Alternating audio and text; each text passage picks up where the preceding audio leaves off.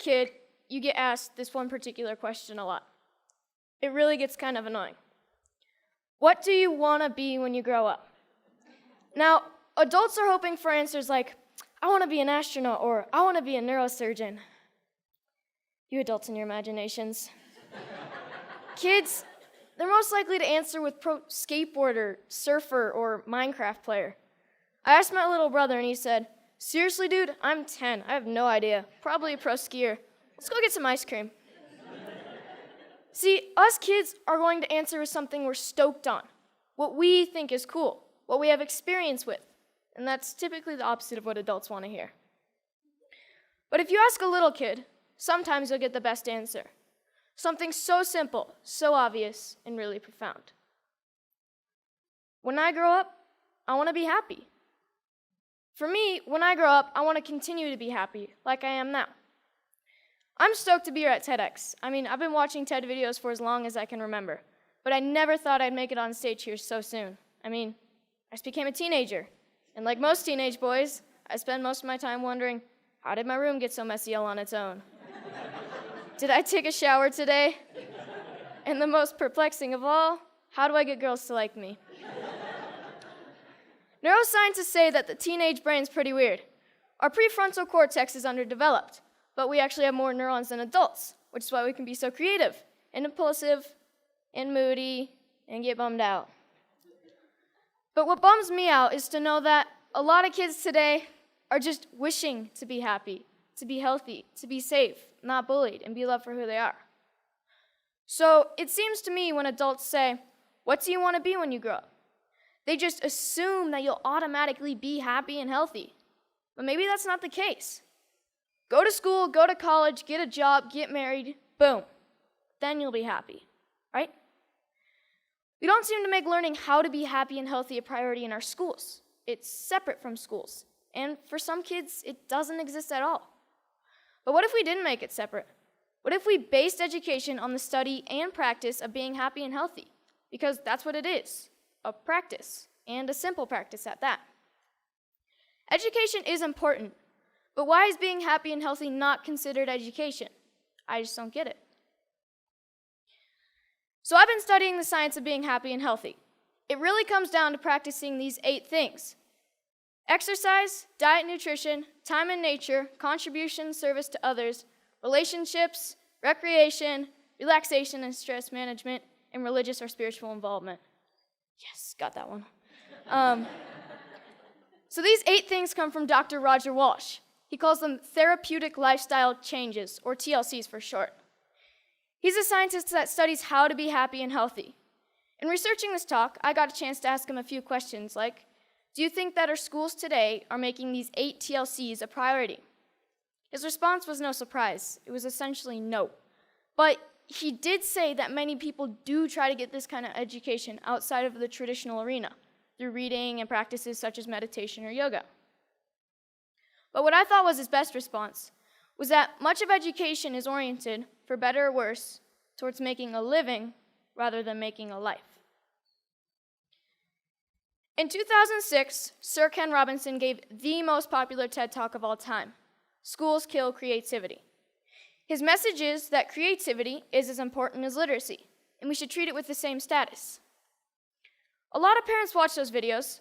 Some of those parents, like mine, counted it as one of the reasons they felt confident to pull their kids from traditional school, to try something different.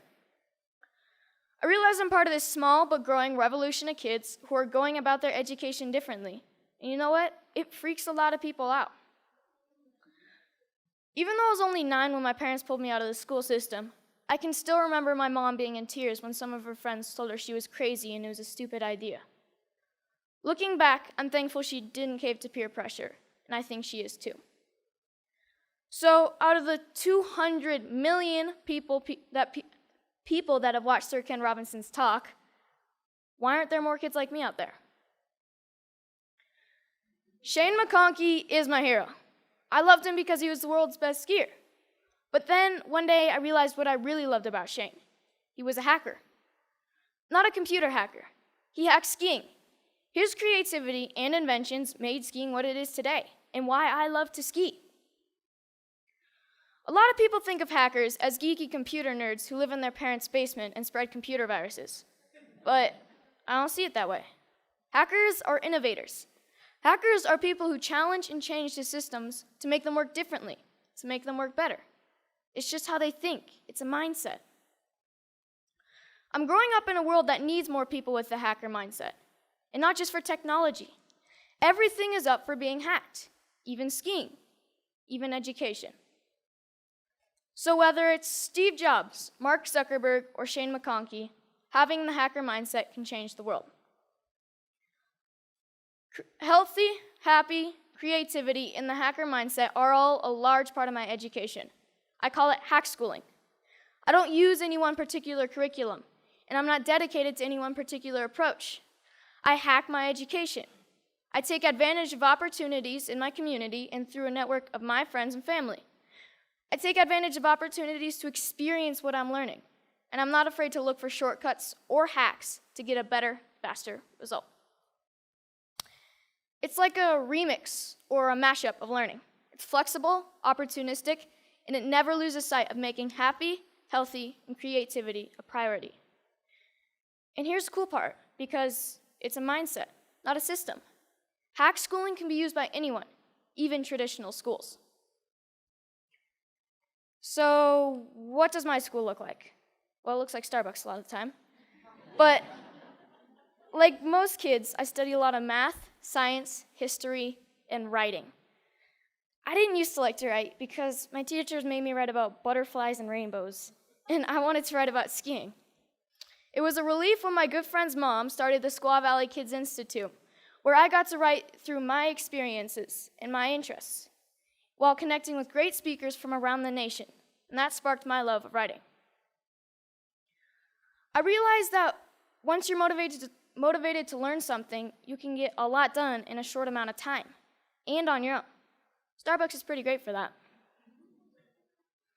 Hacking physics was fun.